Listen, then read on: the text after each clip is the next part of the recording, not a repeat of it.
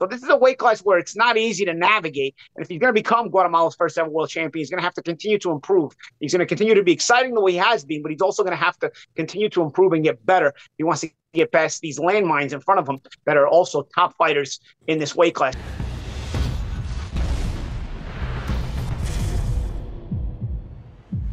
Welcome into the big fight breakdown here on ProBox TV. Download the ProBox TV app. Never fall behind in your boxing news. Also, the best way to watch our Wednesday night fights, which is what we're breaking down. That's right, September 11th, Lester Martinez, the undefeated Guatemalan sensation, taking on Joshawn James, who was also undefeated, 9-0-2 as a pro. Our own Ricardo Solis was able to sit down with Lester Martinez and interview him. Bear in mind, Martinez does not speak English. It is translated with AI. We had his permission to do that. Check it out. Here I am, and the sparring partners. I think the most complicated part, has always been doing the training. When it's not sparring, because you know that sparring is about 8, 6, or 10 rounds of a few minutes each, and now the training in general takes longer, much longer, and sometimes the trainers add extra work. But well, all of that is essential for the day of the fight, and man, every day I come home tired. Especially because you went up against an undefeated fighter in your last match over in Washington. You faced Carlos Gongora, this former world champion who basically took you into deep waters until the end, until the decision of that fight, which you won. Tell us a little bit about that fight.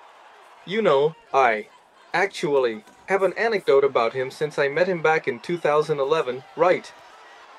When I was still a youth and went to a championship in Ecuador. He was, I don't know what you call it, but in Guatemala, we say chaperone, like a guide. The one in charge of helping us, supporting us, taking us, telling us where to go and all those things, right? I watched him. We went to the gym. He was sparring. I watched him. I admired him. I still admire him. And can you imagine, 12 or 13 years later, having a fight with someone I admired at that time and still admire, who I can say was my idol when I saw him fight and everything? Having a very close fight with him, and coming out victorious from that fight is quite amazing. Of course, we had our eyes on him because he was a very good boxer. He is a very good boxer. And now after this, we know that more complicated things are coming and how they will continue to measure up. I haven't been in professional boxing for long, maybe about 5 years with this one. We know that the career, the path is long. As you progress, it becomes more complicated. And now, obviously, we are at what they call the peak of the mountain of fights, of rivals. So we know that things are going to get more complicated, and we also know that we are ready to face those challenges, right? Because in the end, that is what we were looking for, to fight against a world-class boxer, for the world to see us, to recognize us, for legendary people and boxers to see us face great fighters. And well, we are progressing little by little, and on my part, the commitment is becoming more serious each time, and that is what I want. What we are looking for, what Guatemala wants, and little by little we are getting closer to the world title, and that is precisely what you are mentioning, what Guatemala wants. You are already, basically on the verge of becoming the first world champion from Guatemala. The first. It's something that sounds easy, but it is really very difficult to achieve. Of course, and you know what the most beautiful thing is? What I love to hear is that many people say, you are going to be the world champion of Guatemala. I'm telling you, you are going to be the world champion. You are going to be the world champion. I say that the faith they have in me is something I want to make even greater, even bigger. Because in a way they are showing that they trust me, no matter who I am going to fight, how many times I will fight, or what might happen in the ring. So I say, well, if these people have a lot of faith in me, of course I have great faith in myself. But I also know about the dangerous boxers in my category, that I am among them, who are there. But of course, that's why we are here, because we want to dream big, we want to fly high, and if God wills it and gives us good health, then we will become world champions. On September 11th, you returned here in ProBox against the undefeated Joshawn James. What do you expect in this fight? Well, look, I said it before. That now the fights, the commitment is getting more serious, and of course, Provoke is taking care of getting the best opponents, making the best fights. So, as they say, not specifically to boost my career, but to make the best fights, and this is going to be an excellent fight. We have already seen him fight, and he is an excellent boxer as well. So we are preparing very well for everything to go smoothly on fight day. Without a doubt, at 168 pounds, you are one of the boxers who puts on the best show. Would you like a shot to face Canelo next year? Look, it's not that I would like to, and I don't want to be very egocentric, but I know that fight is going to happen. At some point, that fight is coming soon. This year, next year, or maybe even the year after. But that fight is going to happen. And those of us who want to become champions know that we are going to face the best boxers in the world today, and I want to become a champion. For that, whoever it is, we are surely going to face each other, and I not only want to face them, but I also want to win. Are you saying that you are going to face that guy, Canelo?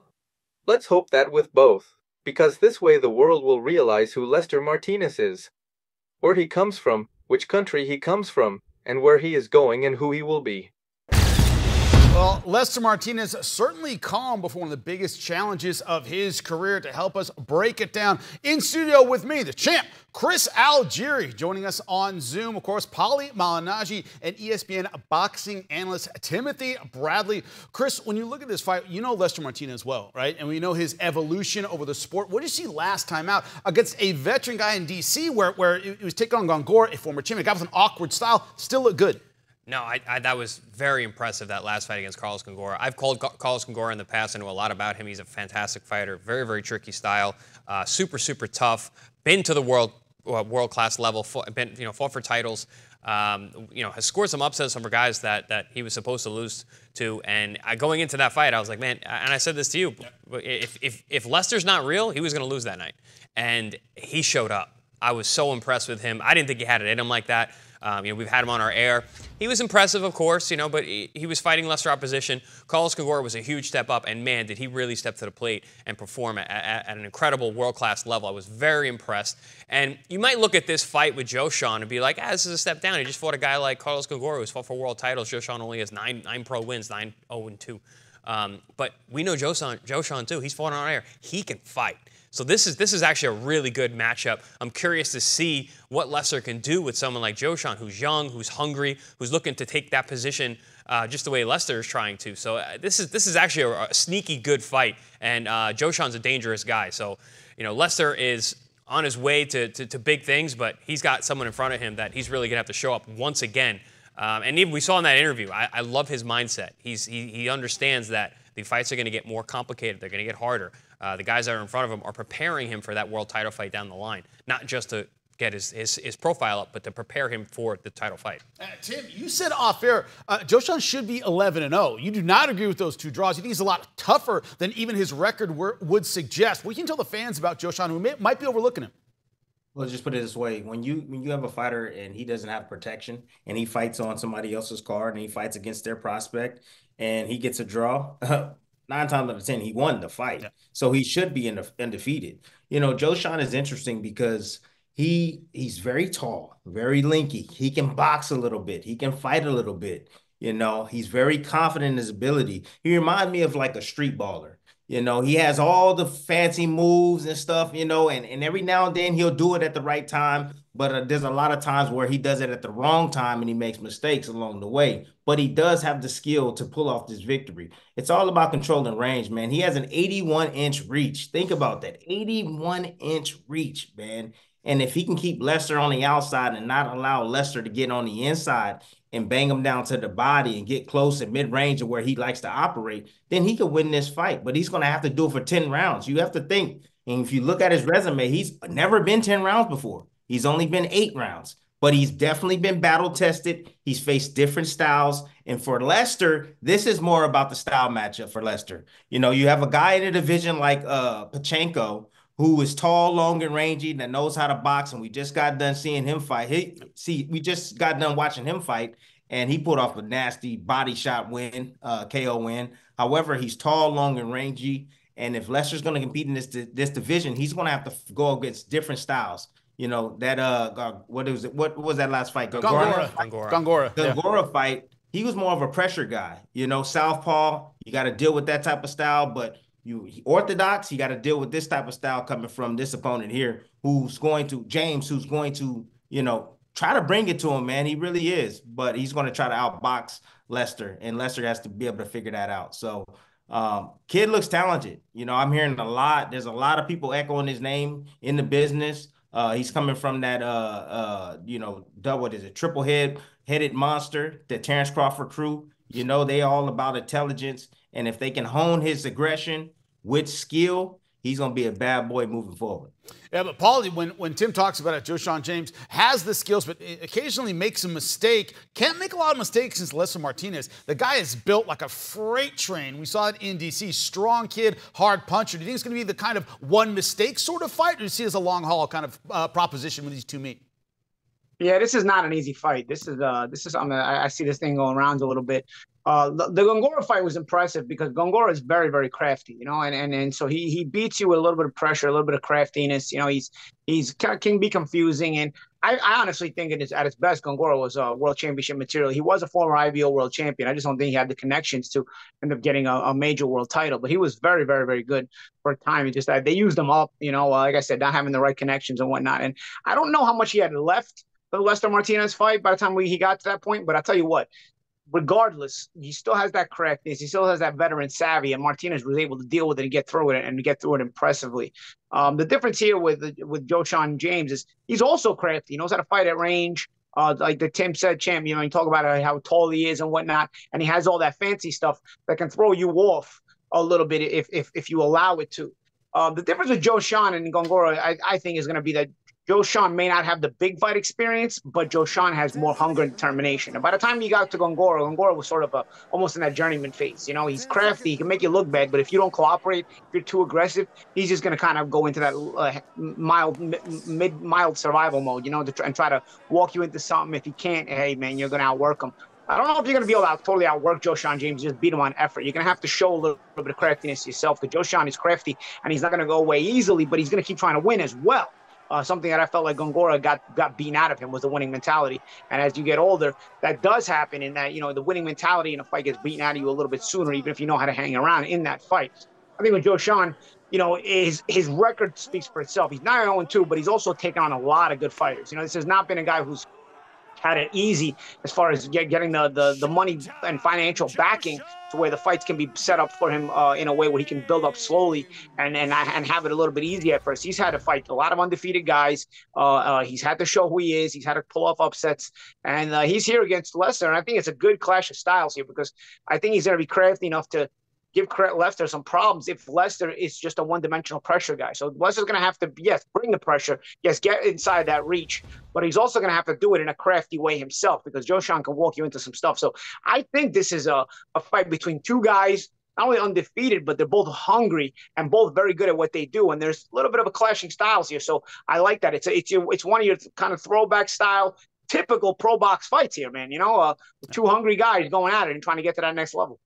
Chris, a great coach finds defeat and victory, right? No matter how well you do, they find something you need to clean up. At the end of the day, you go back to the gym, go, hey, great, you wiped the guy out. You didn't bring your hand up after the jab. Whatever it is, they find those little things to improve. What do you want to see improve between the Gongora fight, where we look good, and this fight against a different guy with a different skill set? What improvement do you want to see in Martinez? Well, I mean, he's got such a great corner. He's got Bomac in his corner there, and they're always working on their craft. It's a lot of boxing IQ. It's a very cerebral approach. You see Bomac there on the screen behind Lester.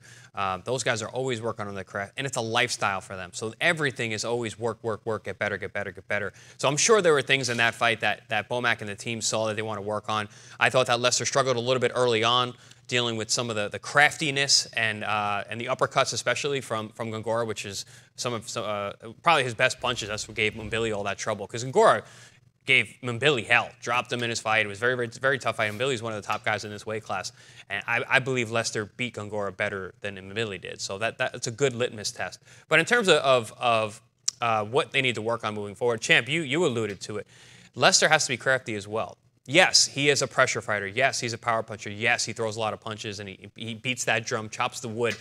but he needs to be deceptive on his way in and not take those shots from these taller guys. Because for 168, he's not that tall. You know, he's 5'10", 5'11", doesn't have a really long reach. He's fighting these guys that are taller and longer. Gongora was taller, longer. Joshan, taller, longer.